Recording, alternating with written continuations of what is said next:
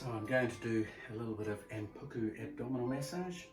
Nice covering of the eyes because the sun with all this filming is a bit bright. And this area here, there's some different techniques. There's a rolling technique, which you're pulling up. The biggest thing with doing Ampuku is that you're relaxed yourself. You're kind of like the gut whisperer. If the gut doesn't like what you're doing, you can't get in. And so you've got to be at a real peaceful place in yourself and respect that you don't want to go in here and create danger, because these organs are all very important parts of the body's ecosystem. The liver's over here, the pancreas is over here, the stomach comes down through here, weaving through the small intestine, up through the ascending colon, transverse descending colon. You've got the bladder deep inside here, and of course the uterus for women and ovaries, and all these things are complex organisms that are all working in together. And so once you apply pressure, you want to be leaning from a lovely place, a gentle, empathetic touch. And as you're moving around, you're listening so that your sensation experience is deeply listening to what's going on an energetic, intellectual, emotional, physical level, and allowing the change to take place. As the organ here, I'm finding the small intestine right through up the top here has just gone a little bit hard, so I'm holding it now.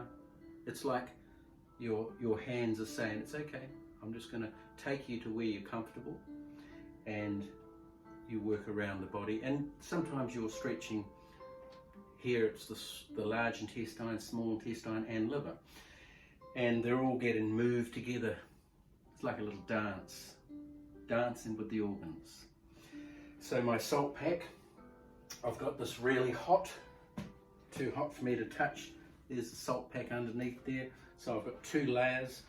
I'll apply the 2 layers on first to build a little bit of heat, build a little blood flow, and then I'll take a layer off, making sure that under here is not too hot for my hand. So I'm just going to wrap that around there and take that to another little higher level, and squeezing through here just to feel what both sides are doing. At this point I'm still diagnosing what's going on with the gut. You know, there may not be anything particular, but I want to improve the functionality of this whole area. That's the whole point of it.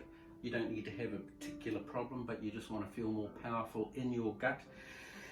The gut has a mesentery organ which communicates via lymph and nerve endings throughout all these organs, and they actually work together like a brain to communicate, which of course comes through here. So if there's emotions going on here, it affects here. If there's emotions going on up through here, it affects here. But the mesentery organ, which is not so long just been categorized as an organ, is an extremely important part of the Ampuku abdominal massage, because you want to embrace all these organs, and the serotonin and all the cross-pollination of the different communications of the mesentery is needed to be tuned in every once in a while, so that it allows the movement more easily to tell the different parts of the gut what to do.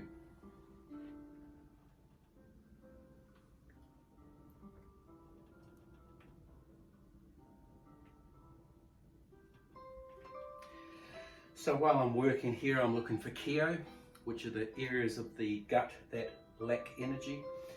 Stretch and the jitsu, which are the areas that have too much energy. And I'm pulling the jitsu down to the kyo because it will naturally defend an area that's weaker, and that's where I'm now applying some thumb pressure through to this area here, which I've found a lovely kyo just coming up through here on the small intestine part of the energy system and organ system. I try to see both as representative. Each organ and the body itself all have dynamic energy systems, but there's also a physical anatomical organ, and that I want to be feeling what that's doing too, but feeling the realms of all the movements throughout as well. watching the facial changes, watching how the feet move out as I'm working. All these things are important signals to whether what I'm doing is getting the best result.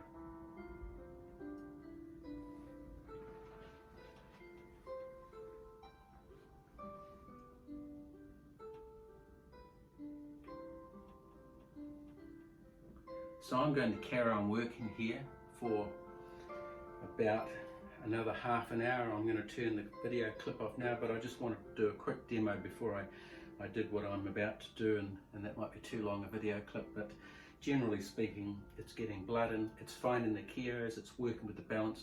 I'm also getting ideas on what sort of food changes would be appropriate.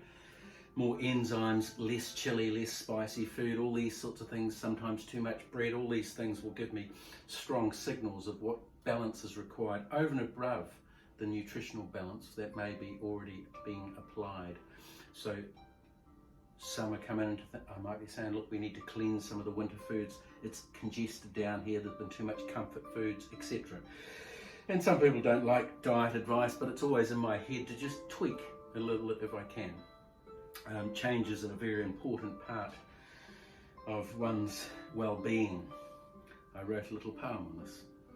Change is the most profound reality of life, and if you can handle change, you can handle anything. Enjoy.